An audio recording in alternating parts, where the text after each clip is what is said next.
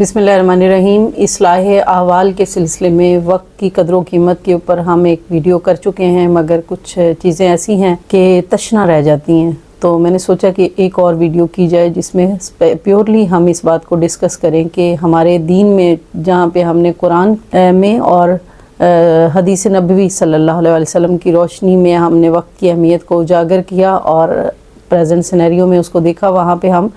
अगर इस्लामिक इबादत जितनी भी हैं उस पर हम नज़र दौड़ाएं तो हमें वक्त की पाबंदी का क्या कोई दर्स मिलता है या नहीं। सबसे पहले और सबसे इम्पॉर्टेंट जो इस्लामिक इबादत है, यानी अकायद के बाब के बाद जो हमारा इबादत का बाब शुरू होता है, उसमें जो पहली इबादत है दैट इज़ नमाज। और ये फरमाया गया कि नमाज के बारे में सबसे पहले अमाल में से सवाल किया जाएगा, और ये फरमाया गया कि नमाज काफिर और मोमिन के दरमियान फ़र्क ही नमाज है। इतनी इम्पॉर्टेंट इबादत के बारे में कुरान मजीद में अल्लाह रब्बुल इज़्ज़त इरशाद फरमाता है, इन्ना सलात कानत अलल मोमिनीना किताबम मौक़ूता, यानी नमाज जो है वो मोमिनों पर वक्त मुकर्ररा में फ़र्ज़ है। आप देखते हैं जितनी भी हमारी फ़र्ज़ नमाज़ें हैं वो एक वक्त मुकर्ररा पर अदा होती हैं, उसका ख़ास स्पेसिफ़िक टाइम है जो सेकंड्स के लिहाज से काउंट होता है, और जो वक्त गुज़र जाता है तो वो फिर नमाज अदा नहीं होती, क़ज़ा होती है। और नमाज के अदा में और क़ज़ा में ज़मीन आसमान का फ़र्क है। और जिन लोगों की इस चीज़ की रियलाइजेशन थी उनका अपने अहवाल भी पढ़े हुए हैं। हज़रत अली मुर्तज़ा की नमाज जब क़ज़ा हुई तो क्या उनकी कैफियत थी। तो अदा और क़ज़ा नमाज में फ़र्क है। ये एक वक्त मुकर्ररा पर ही फ़र्ज़ है, और जितनी नफल हमारी इबादतें या नफल नमाज़ें हैं ख़ास तौर पे, उनके भी औकात मुकर्रर हैं और उन औकात में ही वो पढ़ी जाती हैं। तो इससे भी हमें वक्त की अहमियत का अंदाज़ा होता है। इसके साथ साथ दूसरा जो बड़ा इम्पोर्टेंट हमारी इबादत है वो रमज़ान में रोज़े रखना है। तो रमज़ान के रोज़े रमज़ान के महीने में ही फ़र्ज़ किए गए। ऐसा नहीं हो सकता कि किसी भी वक्त आप बाहर का मौसम आए तो रोज़े रख लें। तो ये फ़र्ज़ रोज़े जो हैं, वैसे तो आप नफली रोज़े साल के किसी महीने में भी रख सकते हैं, मगर उसके लिए जो रमज़ान के रोज़े हैं, जो फ़र्ज़ रोज़े किए गए हैं, उसके लिए भी रमज़ान की शर्त है। फिर आप सहरी और अफ्तारी करते हैं, तो अब जो सहरी का वक्त ख़त्म हो जाता है तो उसके बाद अगर आप एक लुकमा भी हल्क से उतारते हैं या एक घूंट भी, तो आपका रोज़ा नहीं होता। आप सारा दिन भूख और तकलीफ़ ही बर्दाश्त करते हैं। और अफ्तार का वक्त होने से एक सेकंड पहले भी, चंद सेकंड पहले भी अगर आप कोई लुकमा उतार लेते हैं अपने हल्क में, तो आपका रोज़ा ख़त्म हो जाता है, यानी रोज़ा अदा ही नहीं होता। तो इससे ज़्यादा वक्त की अहमियत का क्या अंदाज़ा लगाया जा सकता है कि हमारे जो इस्लामी इबादत हैं उसमें वक्त की किस कदर ताकीद है और कितनी ज़्यादा अहमियत है। इसी तरह ज़कात है तो साल में एक दफ़ा साहिब निसाब पे वो फ़र्ज़ है, और उसका भी एक टाइम ड्यूरेशन है कि आप साल में एक दफ़ा ज़रूर देंगे। गोया कि साल है उसके लिए, लेकिन उसके भी टर्म्स एंड कंडीशंस हैं। ज़ाहिर है वक्त की उसमें इम्पोर्टेंस है, और ये टर्म्स एंड कंडीशन वक्त की शक्ल में हम पे लागू होते हैं। इसी तरह से हज है, तो हज भी अल हज्जु अशहरु मालूमात फमन फ़रद फ़ीहिन्नल हज्जा, तो इसके बारे में भी हज भी ख़ास अयाम हैं, हज के ख़ास महीना है जिसमें हज परफॉर्म होता है, और ख़ास जगह है और कुछ ख़ास अदाएँ हैं जिसको हम हज कहते हैं। ये नहीं है कि हज अपनी मर्ज़ी से जब जी चाहे, जब वो उसके पास पैसे हों या जब मौसम अच्छा हो तो हज की जाए। हज ख़ास वक्त का नाम है, ख़ास महीनों का नाम है, ख़ास अय्याम का नाम है, इसमें वक्त की कैद है। तो इससे भी हमें वक्त की इम्पोर्टेंस का अंदाज़ा होता है। इस तरह से जिहाद है, तो जिहाद जिन कंडीशंस में फ़र्ज़ होता है, आजकल तो हमारे यहाँ जिहाद को के कॉन्सेप्ट को वैसे ही ख़त्म करने की कोशिश की जा रही है। जिहाद जिन हालात में फ़र्ज़ होता है उन्हीं हालात में फ़र्ज़ है ना, उस वक्त में फ़र्ज़ है, तो उसके आगे या पीछे वो नहीं हो सकता वो वक्त। तो ये जितनी भी इबादत हैं, इसके अलावा नफली इबादत हैं, फिर सुन्नतें हैं हमारी, कुछ एतकाफ़ जैसे कि आगे आ रहा है उसका भी एक वक्त मुकर्रर है। फिर कुछ ख़ास रातें हैं जैसे लैलतुल क़द्र है, लैलतुल मुबारका है,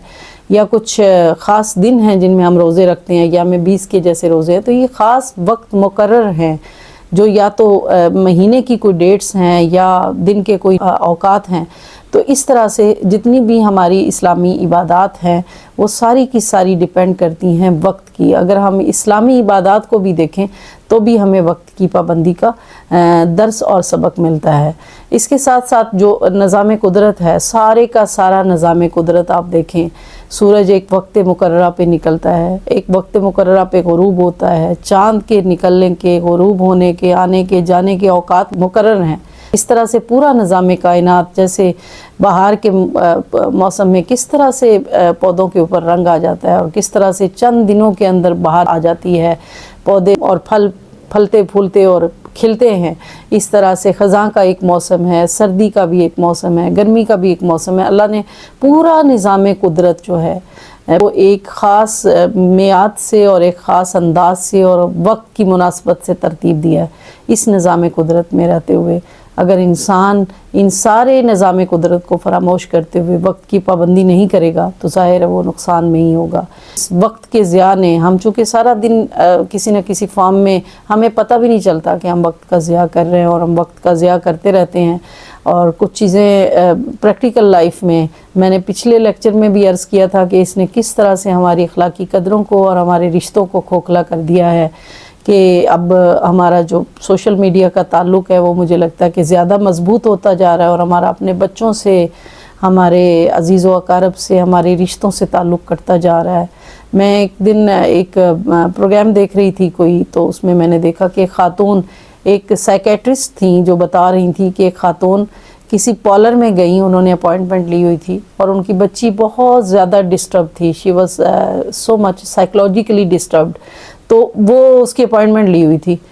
بچی کی، اور بچی بہت زیادہ بے چینی میں تھی، بہت زیادہ چیختی تھی، اور اس نے اس کو پارلر کے کسی سائڈ روم میں رکھا ہوا تھا اور اسے پارلر میں لیٹ ہو گئی، تو وہ اپوائنٹمنٹ کا جو ٹائم تھا وہ 2 گھنٹے لیٹ ہو گیا۔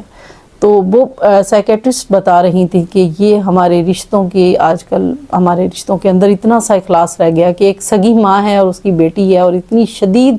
ڈسٹرب ہے مینٹلی، تو اس کی ڈاکٹر کی اپوائنٹمنٹ 2 گھنٹے لیٹ ہو گئی، صرف اس کے پارلر کی جو اس نے اپوائنٹمنٹ لی ہوئی تھی اس کی وجہ سے۔